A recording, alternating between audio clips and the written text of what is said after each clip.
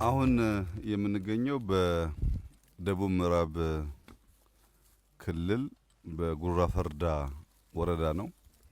ጉራ ፈርዳ ወረዳ በለምነቱ በሚያመርተው ቡና እንዲሁም በልዩ ልዩ እርሻ ምርቶች የሚታወቅ አካባቢ ነው።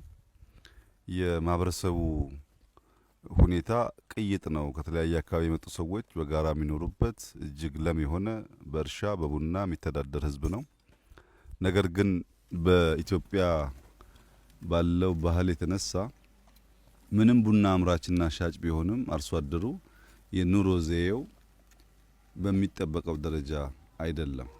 ከዚህ ቀደም የተሻገረ ገጠርን ንፍጠር ያልነው ቡናም ለቅመን ስንዴም አምርተን በቆሎም አምርተን መጨረሻ ላይ ለዜጎቻችን የኑሮ ዘዬ መለወጥ ያለውን እንድምታ ማየት አግባብነት ስላለው በከተማ የጀመርነውን የኮሪደር ስራ ወደ ገጠር እናምጣ ብለን በሁሉም ክልሎች በሁሉም ዞኖች እንደዚህ ያሉ አዳዲስ የተሻገሩ የገጠር መንደሮች እየተሰሩ ይገኛሉ። ባለፉት ጥቂት ወራት እኔም ብዙዎቹ ጋር መድረስ እድል አግኝቻለሁ። ዛሬ በደቡብ ምዕራብ ያየነው የተሻገረ የገጠር መንደር ወይም የገጠር ኮሪደር የሚያስደስተው ነገር ሰዎች በሳሎንና በመኝታ ቤት፣ በመጸዳጃ ቤትና በመኝታ ቤት፣ በከብቶች ማደሪያና በሰዎች ማደሪያ፣ በኩሽናና በሰዎች ማደሪያ የጓሮ አትክልት፣ ሌማት ዶሮን ጨምሮ ላም፣ የላም ወተት፣ ማር በእያንዳንዱ ቄ ጓሮ የማየት እድል አግኝተናል። ይህንን ጉዳይ በሀገር ደረጃ እንደየከባቢው ተፈጥሯዊ ጸጋ መጠቀም ችለን የዜጎቻችን ህይወት መቀየር ከቻል የተሟላ ብልጽግና እናመጣለን ማለት ነው። አንድ ሰው መብራት አለው ማለት ዜና ቲቪ ይሰማል ማለት ነው። ኢንፎርምድ ነው ማለት ነው። ኢንፎርሜሽን ያገኛል ካል ስልክ አለው ማለት ነው። ስልክ ካገኘ ከወዳጅ ዘመድ ይገናኛል ብቻ ሳይሆን ይነግድበታል፣ ይበደርበታል፣ ያለውን ምርት ለማውጣት የዋጋ ሁኔታ ያጠናበታል ማለት ነው። ኢንፎርምድ የሆነ ማህበረሰብ ወይም አርሶ አደር ያመረተው ምርት በደላሎች እንዳይነጠቅ በተገቢው ዋጋ ለመሸጥና አትራፊ ለመሆን ያግዘዋል። ቅድም እንዳየነው በእያንዳንዱ ጓሮ ጎመን፣ ሰላጣ፣ ማር ካለ ሰው ቢያንስ በምግብ ምክንያት ህይወቱ አደጋ ላይ አይወድቅም። በጓሮ ያሉ ምግቦች በከባቢ ካሉ የእርሻ ውጤቶች ጋር ተደምረው በቂ ምግብ የሚያገኙበትን እድል ይፈጥራል። እዚህ ጉራ ፈርዳ የተሰራው የገጠር ኮሪደር ከሌላ አካባቢ ለየት የሚያደርገው የራሱ መዋለ ህጻናት ደግሞ አሉት። ልጆች እዚሁ ሰፈር ውስጥ መዋለ ህጻናት ተምረው ከዚህ ከፍ ሲሉ ወደሚቀጥለው ከተማ ሄደው ኤሌመንተሪ ስኩል የማግኘት እድል አላቸው። እነዚህ ልጆች ደግሞ ዛሬ ዘርተንባቸው ሰርተንባቸው ነገ ሀገር የሚረከቡ ይሆናሉ። በድምሩ ብልጽግናን እናረጋግጥ ሲባል በቁጥር የሚታይ እድገት ብቻ ሳይሆን በከተማም በገጠርም የእያንዳንዱን ዜጋ ህይወት መንካት አለበት ነው። የዜጎች ህይወት ሲነካ ለውጡ የሚጨበጥ የሚታይ ሲሆን ሰዎች እየተነቃቁ እየተጋገዙ ይበልጥ እያሰፉ ይበልጥ እያሳደጉ የማይቆም ቀጣይነት ያለው እና ጥራት ያለው እድገት ማረጋገጥ ይቻላልና ጅማሮ በጣም በጣም ጥሩ ነው። ደቡብ ምዕራብ ብዙ ፖቴንሻል ያለው ክልል ነው። ሀብታም ክልል ነው። ይህ ክልል ሀብቱን መንዝሮ ዜጎች ተጠቃሚ እንዲያደርግ ቅድም ሱርማ ላይ እንዳየነው በዚህ ሁሉ ሀብት ውስጥ ገና ያልተቀየረ የኑሮ ዘዬ ደግሞ እንዳለ ያሳያል። በዚህ ሁሉ ፖቴንሻል ውስጥ ዜጎቻችን አሁንም ማስተማር፣ የኑሮ ደረጃቸውን ማሻሻል፣ ቤታቸውን መቀየር ያስፈልጋል። እኛ ሁሉን ሰርተን አንችልም። እዚህ ጋር የተሰራው ሳምፕል ነው።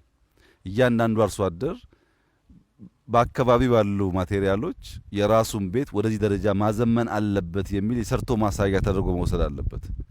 አሁን ይሄ የተሰራው በጠቅላይ ሚኒስትር ቢሮና ተጠሪ ተቋማት ትብብር ነው። እዚህም ጉራጌም ባህር ዳር ላይም ኦሮሚያም አንዳንድ አካባቢ ግንጪ አካባቢ በየቦታው ሳምፕል እንዲሆን የኛ ኦፊስ የጀመራቸው ስራዎች አሉ። የክልል መንግስታት የጀመሩ ስራዎች አሉ።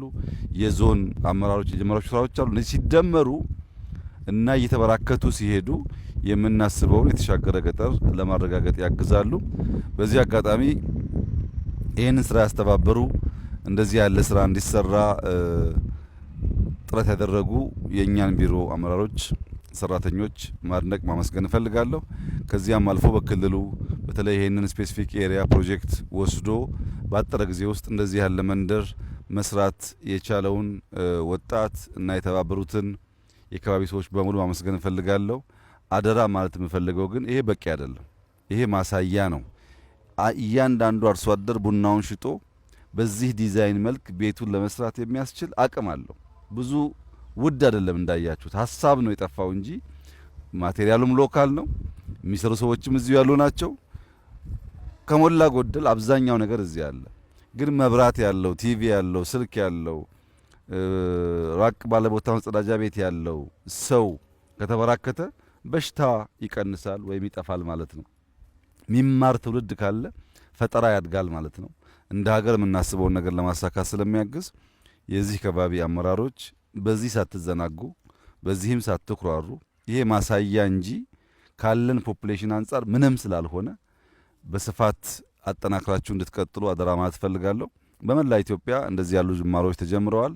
እንግዲህ ገጠሩን በእርሻ መጀመሪያ ካነቃቃን በኋላ በግሪን ሌጋሲ ያ የጀመርነውን ስራ ካጠናከርን በኋላ ቀጥለን በሌማት በየመንደሩ ዶሮ፣ ላሞች እንዲበራከቱ የሰራናቸው ስራዎች የሚጨበጥ ውጤት ማምጣት እየጀመሩ ሲሄዱ ይሄ ጉዳይ ቤተሰብ ላይ ማረፍ አለበት፣ ዜጎች ላይ ማረፍ አለበት።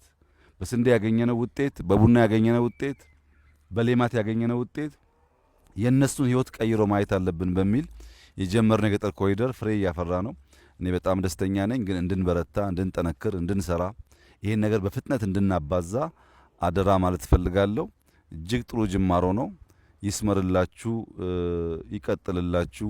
የዜጎቻችሁን የደስታ እንባ ለማየት ያብቃችሁ። ቅድም ያየነው የደስታ እንባ የእያንዳንዱ አመራር መሻት ነው። ዜጎች ደስ ብሏቸው ሲያነቡ ማየት የኛ ፍላጎት ነው። በዚህ አግባብ ተባብረን በመስራት የዜጎቻችን ህይወት እንድንቀይር አደራ ልላችሁ ፈልጋለሁ። እኔ በጣም ደስ ብሎኛል። እናንተም እንኳን ደስ ያላችሁ።